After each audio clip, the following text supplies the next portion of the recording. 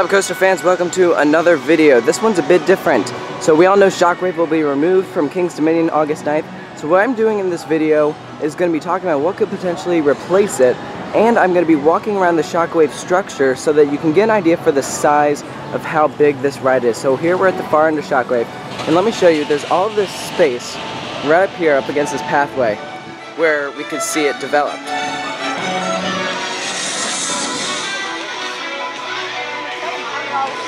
And it kind of goes all around here. And actually, if you look right here, look what we have. Yep, survey marker. So I think you can expect this area to be developed in 2016. So let's actually walk around Shockwave so that you can get an idea for how big this area is, because some people were saying, oh, they should replace it with a roller coaster, but you have to understand, Shockwave sits on a very narrow plot of land, and so I don't think that we'll be seeing a new roller coaster in 2016.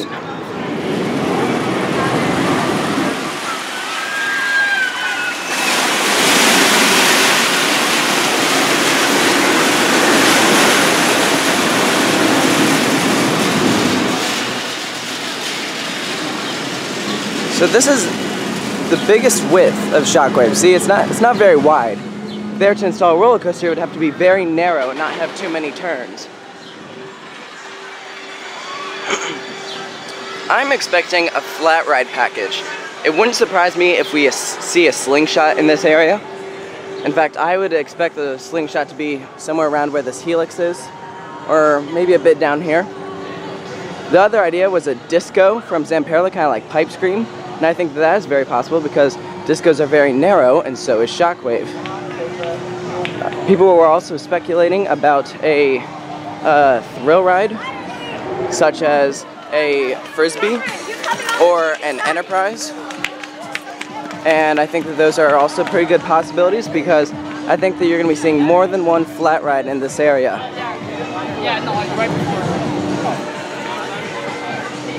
So we passed the entrance over there. Here's Shockwave's big loop.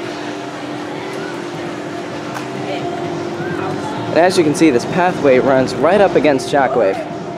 But it's easy for them to expand it. And actually back there we passed the Bad Apple, which is right next to there. There you have Shockwave's main drop. And when you exit the ride, you exit through this pathway right here. So you get up close to the second half of Shockwave. So here we have Shockwave Station right there. And here's the turnaround. And this is right up against the Peanuts Showplace, where they have the all-wheel sports. So whatever they add, I don't think they'll be removing that theater. Now, if they did want a coaster or whatever, then that theater would have to go. But I don't think it will be leaving, and so that's why I expect a flat ride package. So whatever they add will have to be in this area, which is very doable, because flats don't take up as much space as some of these other ones. So here you have the main center of Shockwave, and you are able to go around it, but you have to go around this big building, and I'm not going to do that just because that'd take too much time. But yeah, so here we're at the far end of Shockwave. So as you can see, that didn't take very long for us to go from one end of Shockwave to the other. It's very small, not a lot of land. So that's why I don't think we'll be seeing a roller coaster in 2016. I'm sorry, guys, but I talked a little bit about the flats you can expect. And King's Dominion said that they're going to make an announcement sometime in August. And in the meantime, I think that you'll be expecting to see lots of video from my channel of Shockwave's demise. As long as they start removing it during park hours, I'm going to have like deconstruction updates, which will be very cool. It'll be very cool to see a roller coaster half built and stuff. So stay tuned for that, and I'm going to end out this video by showing you Shockwave's main drop.